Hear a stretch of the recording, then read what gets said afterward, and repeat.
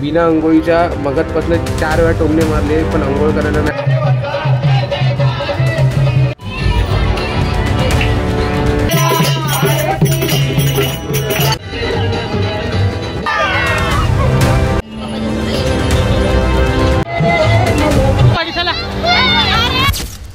तर सुस्वागत मित्रांनो, स्वागत आहे तुमचं एका नवीन ब्लॉगमध्ये. हा थंबनेल बघून तुम्हाला समजलं असेल की मी कुठला आणि कसला ब्लॉग बनवतोय. पण प्रॉब्लेम असा आहे ना की मी आधीपासून ब्लॉग बनवणार होतो पण घाई गडबडीमध्ये सगळं राहून गेलं, आगमन वगैरे सगळं. तर तुम्हाला आगमन वगैरे बघायचं आहे तर मी इथेच सांगतो की पहिलं चिचूचा जो ब्लॉग आहे, माझी बहीण आहे तिने ब्लॉग केलेला आहे, तो जाऊन बघा. आणि त्यानंतर इकडनं जे पुढे सुरुवात होणार आहे ते बघा. आत्ता मी उठलेलो आहे सकाळी 4 वाजता, सगळं फुलं वगैरे आणले पप्पांसोबत जाऊन. आणि आत्ता मी बसलो आहे कारण का गणेश पूजनची स्थापना करायची, आपल्या बाप्पाची स्थापना करायची आहे. तर इथे तुम्ही माझ्या घरातल्या 2 लेडीज आहेत, ते धडाडीचे कार्यकर्ते सोबत इकडे सगळ्या कामाला लागलेले आहेत. हे आमचे धडाडीचे कार्यकर्ते इथे सगळे झोपलेले आहे आणि हा कुत्रा इथे झोपलेला आहे एकदम डरडरीत. तर आता थोड्याच वेळात भटजी काका येतील, सगळ्या गोष्टी सगळ्या स्थापना वगैरे त्याची तयारी चालू आहे. आणि मेन तुम्हाला दाखवायचं राहिलं मी जरा सरकत आलो. इथे आपला बाप्पा आहे. बाप्पाचं दर्शन मी थोड्या वेळ दाखवतो, स्थापना वगैरे करायला. आता थोडं आमच्या घरात पाणी आलं, पाण्याचा टाइम झाला, पाणी वगैरे भरून नंतर सगळं आता भटजी काका पण येते, सगळ्या गोष्टी सुरुवात करूया. तर भेटूया थोड्या वेळ, चला.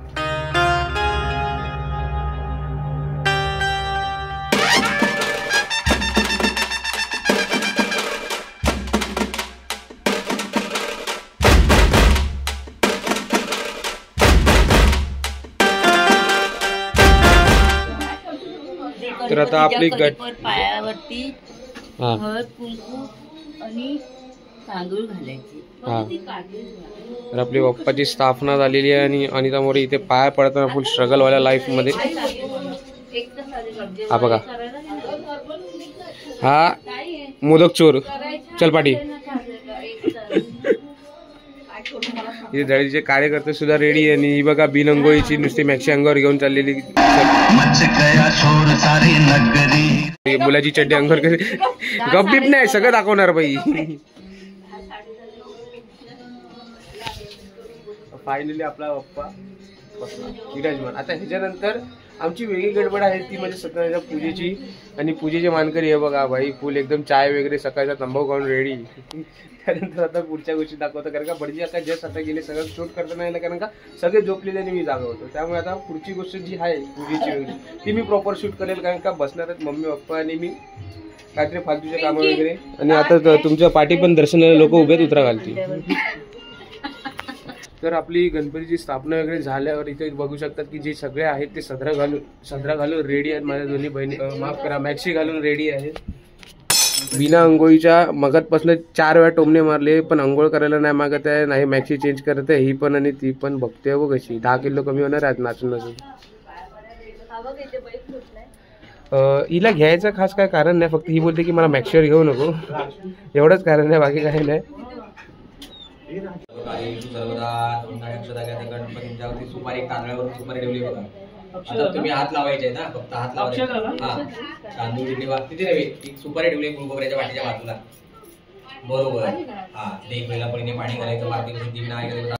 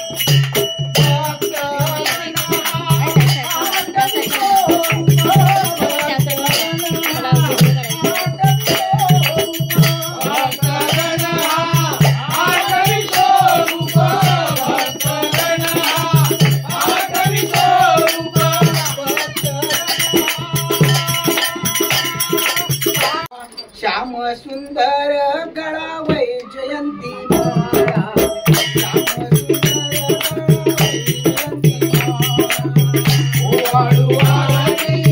आरती मारतो माळा श्याम सुंदर गळा वैजयंती माळा श्याम सुंदर गळा वैजयंती माळा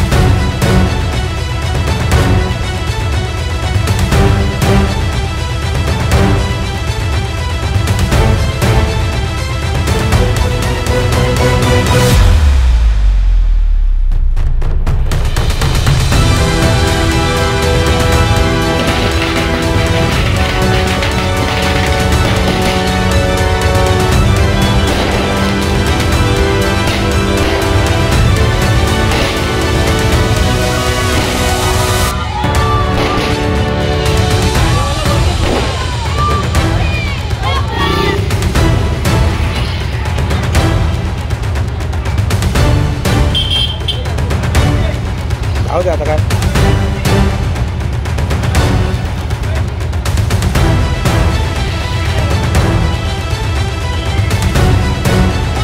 भेटेल का आज?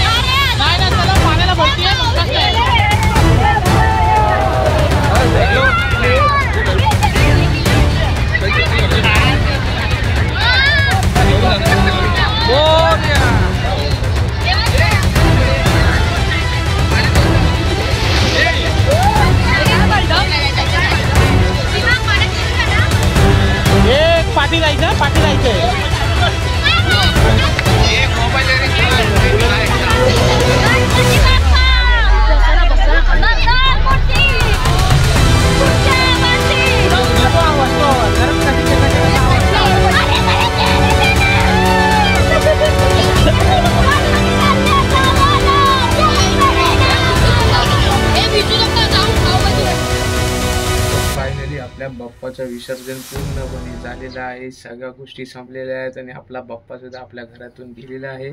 तर बाप्पा आता डायरेक्ट येणार पुढच्या वर्षी. काय एनर्जी होती, काय फिलिंग होती आणि काय इव्हेंट होता यार, मस्त मजा आली. मेन म्हणजे आपल्या घरी बाप्पा आला त्याचं एक खास कारण ते म्हणजे सगळे एकत्र आलेले, सगळे एकत्र म्हणजे माझे भाऊ बहीण सगळ्या गोष्टी. कारण का मोस्ट ऑफ द आम्हाला नाही वाटत आम्ही लहानपणाच्या नंतर आत्ता थोडेफार सगळे एकत्र आलो सर. कारण का सगळेजण प्रत्येक गोष्टीमध्ये बिझी होते, लग्न झाल्यावर सगळ्या गोष्टी होत्या.